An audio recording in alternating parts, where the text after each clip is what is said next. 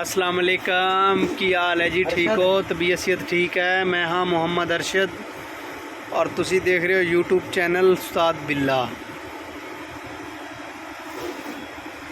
ये जी एसी चल रहा है जी, मोबाइल में भी एसी की हवा लवा ली है यार थोड़ी जी।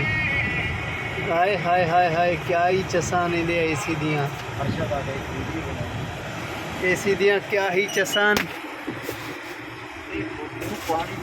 ड्राइवरिंग सीट ते बैठा है जी सारा ड्राइवर साहब।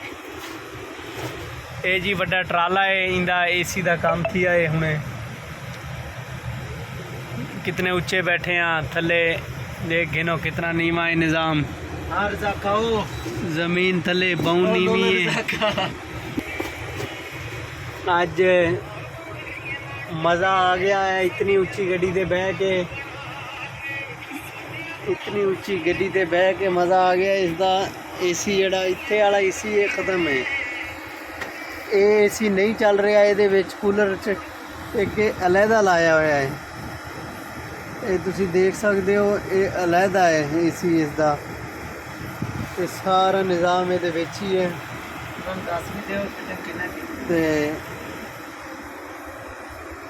इंडिया के ग्रिल है, फिटिंग भी दस दो प्रेस में आप। ये उत्ते छत है,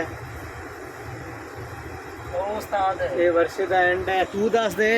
अस्सलाम वालेकुम जी, आपको पता है जो कि बिल्ला उस्ताद आपको नहीं बता रहा कि ये फिटिंग किसने की है, जो मैं खुद ही बता देता हूँ। ये फिटिंग मैंने खुद की है, सब ये देख सकते हो इसी की। हाँ, इसको पता नहीं, बताने से डर लगता है, पता नहीं क्या। अब ये आप कमेंट में इससे पता करो जी। हाँ यार, ये लो तो थोड़ा सा बनाना, ज़्यादा नहीं। ये भी एक वीडियो कह रहा है, पता नहीं क्या है यार वीडियो।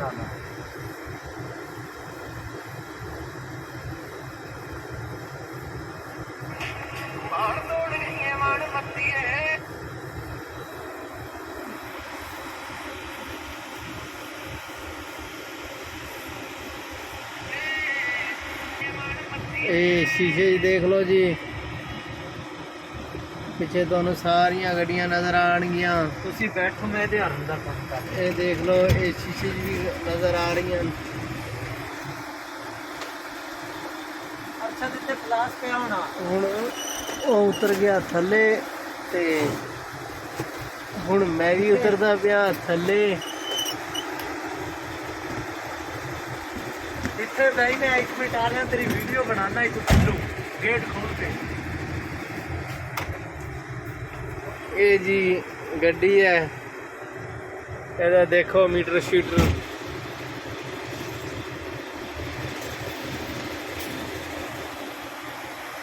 काफ़ी खूबसूरत है गड्डी।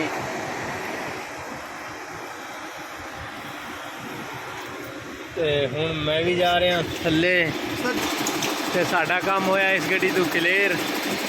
तो इत्थे ही मैं वीडियो तो कर रहा एंड। अगर साडी वीडियो अच्छी लगी है तो साडे चैनल को सबसक्राइब कर लो, साथ लगे बेल आइकन को प्रेस कर लो ताकि हर आने वाली वीडियो तुहाडे तक बआसानी पहुँच सके। अल्लाह हाफिज़।